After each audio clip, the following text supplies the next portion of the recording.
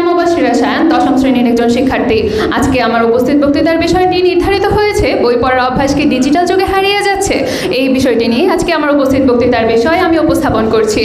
একটা গল্প দিয়ে শুরু করা যাক। দুটি বন্ধু ছিল। একদিন জঙ্গল দিয়ে হেঁটে যাওয়ার সময় দুই বন্ধুই একটা ভাল্লুককে দেখতে পেল। ভাল্লুকটি যখন তাদের সামনে অগ্রসর হচ্ছিল তখন এক বন্ধু আরেক বন্ধুকে রেখে গাছের উপরে উঠে গিয়েছিল। আমরা নিশ্চয়ই সবাই এই গল্পটি জেনে থাকি। আমরা সবাই এই গল্পটি জানার পরে এই গল্পটির মূল শিক্ষার সাথে আজকে আমার উপস্থিত বক্তৃতার বিষয়টির খানিকটা মিল পড়ে যায়। যেমন আমি বলতে পারি আমার সকল বন্ধু যখন আমাকে ছেড়ে গিয়েছিল তখন বই আমাকে ছেড়ে যায়নি।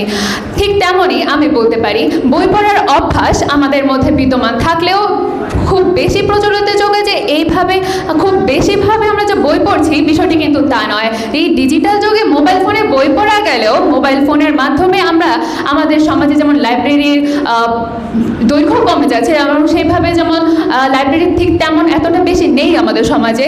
আমরা কিন্তু লাইব্রেরিতে গিয়ে বই পড়ার যে একটা অভ্যাস সেই অভ্যাসের সাথে বাসায় বসে মোবাইল ফোনে বই পড়ার দুটোর কিন্তু আকাশ পাতাল তফাৎ রয়েছে।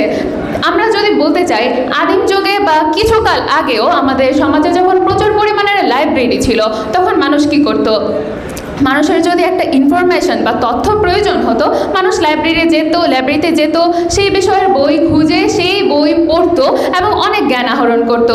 এবার ধরা যাক বই পড়ার ফলে আমাদের কি হবে এবং বা বই পড়ার অভ্যাসের মাধ্যমে আমরা কি নিজেদের মধ্যে মানবীয় আচরণ বা গুণাবলী পেতে পারি। ধরা যাক আজকের উপস্থিত বক্তৃতার বিষয়, এইখানে এই এতগুলো উপস্থিত বক্তৃতার শিক্ষার্থীর মধ্যে যে বেশি বই পড়েছে নিশ্চয়ই তারই জ্ঞান বেশি। যে বেশি লেখক এবং জনপ্রিয় ব্যক্তিদেরকে চিনে, যাদের বই সে বেশি পড়েছে, তারাই নিশ্চয়ই আজকের প্রতিযোগিতার মধ্যে শ্রেষ্ঠ বক্তা হয়ে যাবেন। আমরা যদি বই পড়ি তাহলে আমরা পরীক্ষার হলে যে রচনা সেই রচনায় অনেক ভালো লিখতে পারি।